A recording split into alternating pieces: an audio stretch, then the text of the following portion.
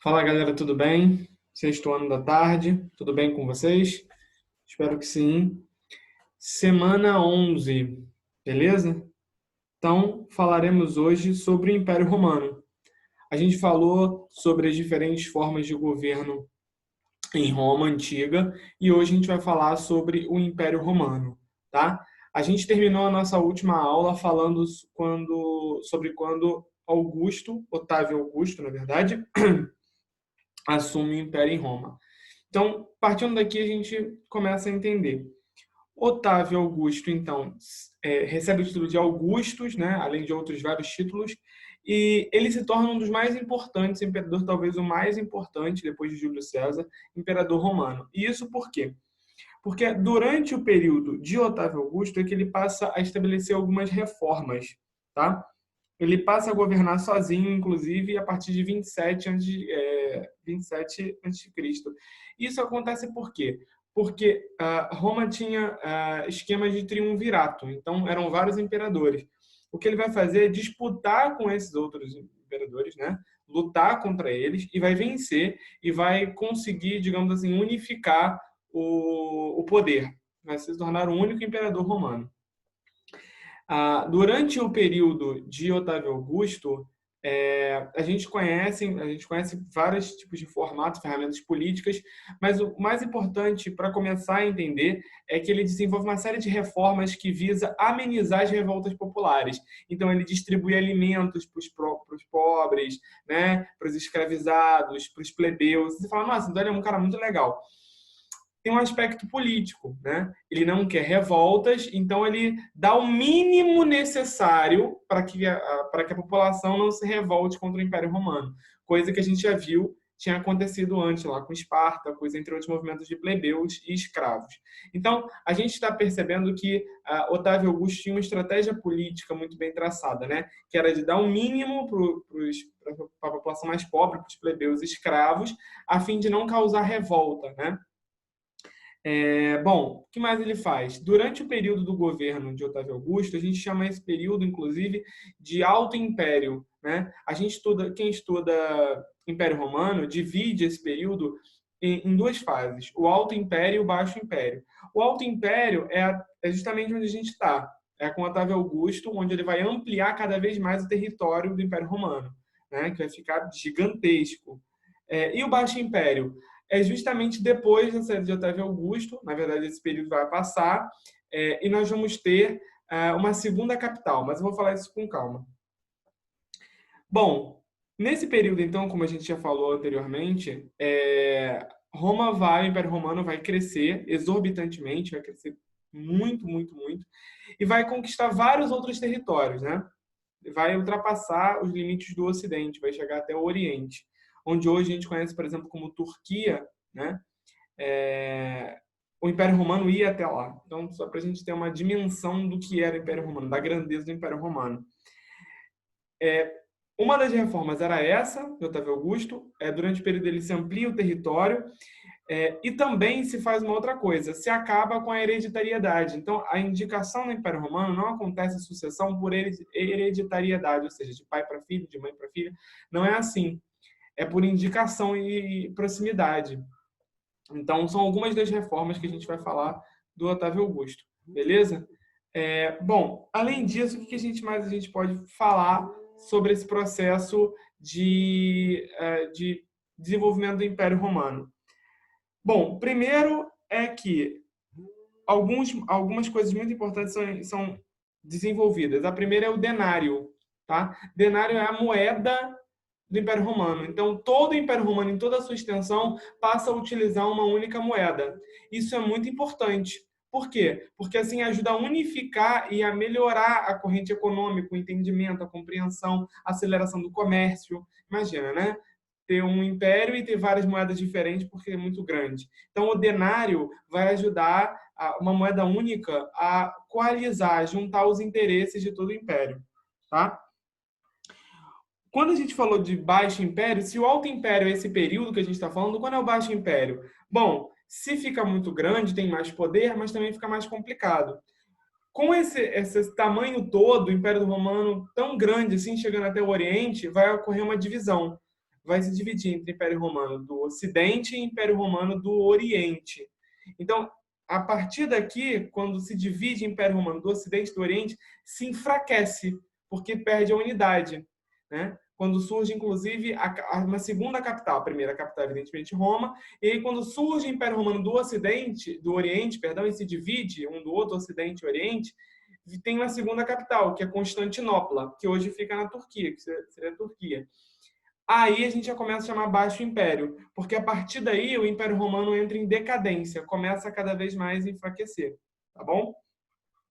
Falando sobre o período de Otávio Augusto enquanto imperador romano, a gente pode falar de coisas importantes como a Pax Romana, tá? O que seria a Pax Romana? A Pax Romana ou Paz Romana, né, na tradução do latim, é esse período em que Otávio Augusto foi imperador e promoveu uma certa paz. Aí você fala, poxa, mas a Roma não vive em guerra? Sim, vive em guerras de conquista, ampliando território. Mas durante esse período, Otávio Augusto promoveu uma relativa estabilidade política. E isso tem muito a ver, essa coisa de estabilidade política, essa ideia de não ter revoltas internas e tudo mais, justamente por quê? Porque ele olha para as revoltas que aconteceram e aí a estratégia dele é tentar sanar, dar um mínimo para os pobres, para que eles não tenham motivo para se revoltar. Entendem o que eu estou querendo dizer?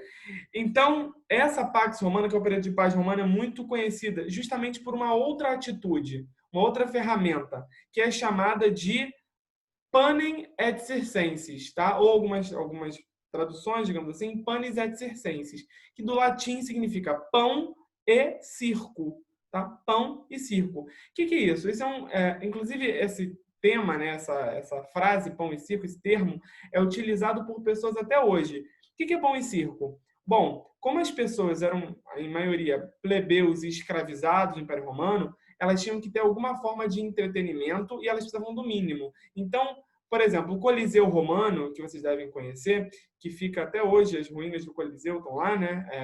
Patrimônio da humanidade. O que aconteceu no Coliseu? Os escravizados, né? Eles lutavam no Coliseu para divertir os plebeus, por exemplo. Então, os prisioneiros de guerra se apresentavam, né, porque eles lutavam até a morte, para os plebeus e a população mais pobre. Então, eu colocava uma atração de duas pessoas se matando, lutando pela própria vida, inclusive com outros animais, distribuía pão, ou seja, comida básico, né, que no Império Romano o pão era o básico, pão e diversão, entretenimento. E assim eu conseguia fazer com que o povo não prestasse atenção nas mazelas sociais, nas desigualdades sociais que existiam no Império Romano. Então, o Coliseu Romano é mas não é único. O circo máximo, chamado, né? Circo de Máximos, também, onde haviam algumas atrações, as termas, que eram como se fossem banheiros públicos, mas que eram feitos com banhos quentes, tinham períodos para as pessoas. Então, essas coisas, esses entretenimentos e essa comida o mais barata possível, ou seja, o mínimo possível, né, ajudava a fazer com que a população mais pobre não se revoltasse contra as desigualdades sociais do Império Romano. E isso deu certo.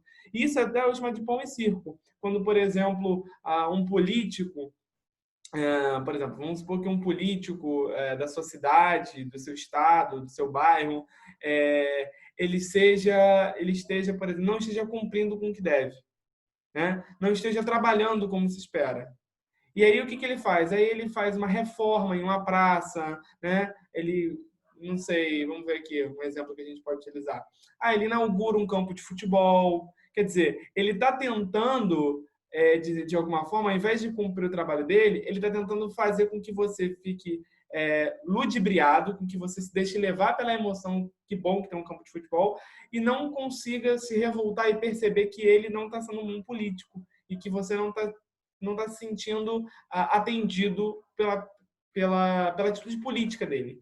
Então, essa ideia do pão e circo, ela se reverbera até hoje, ou seja, as pessoas utilizam até hoje esse termo, né? Bom, a partir daí, então, depois, na verdade, de Otávio Augusto, esse período de paz relativa começa a cair por terra. Fica um período de 40 anos de paz relativa e depois nós temos uma queda vertiginosa, com o que eu falei para vocês sobre essa divisão entre Império Romano do Ocidente e Império Romano do Oriente. que mais tarde seria chamado, esse Império Romano do Oriente, de Império Bizantino. Mas isso é uma próxima aula, tá bem? Galera, para a aula de hoje, eu gostaria que vocês fizessem alguns exercícios e eu vou dizer quais, tá? Bom, na página 52, número 1 e 2, e na 53, a número 3.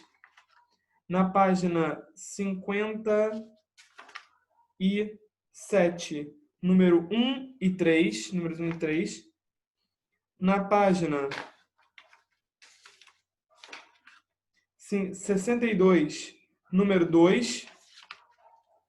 Na página 64, números 2 e 6.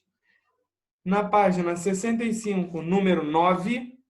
Na página 66, número 10, que é A, B e C. 11 e 12. Tá bem, galera? Então é isso.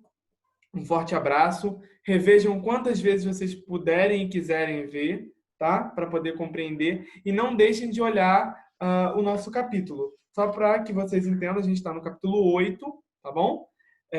Então, reveja, leia com pontos. Faça o exercício de ler a apostila e depois assistir o vídeo. Isso talvez ajude, beleza?